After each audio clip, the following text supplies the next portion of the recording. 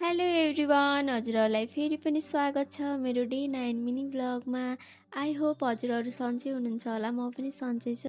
मैले चाहिँ धेरै दिनदेखि चाहिँ ब्लग अपलोड नगर्नुको कारण चाहिँ म ट्राभल गर्दै थिएँ, इन्डिया जाँदै थिएँ है, किनकि मेरो फ्यामिली पनि उतै बस्नुहुन्छ। अनि बाटोमा यति धेरै दुःख पाइयो कि गाडी बिग्रेर अनि हामी खाना खान जानको लागि पनि यसरी ट्रक रोकेर जानु परिरहेको थियो कि ढाबामा जानलाई। गाडी बिग्रेको ठाउँ न त कुनै पसल थियो न त कुनै होटल नै थियो है, त्यो कारणले चाहिँ हामी 6 किलोमिटर टाढा जानु परेको थियो कि खाना खान जानको लागि पनि। अनि धेरै दुःख पाइयो भनेर चाहिँ गाडीको समिति र अनि प्यासेन्जर बिच चाहिँ झगडा पनि भयो एकदमै ठुलो। 32 घन्टापछि चाहिँ फाइनली हाम्रो गाडी बन्यो अनि त्यसपछि हामी चाहिँ लाग्यौँ।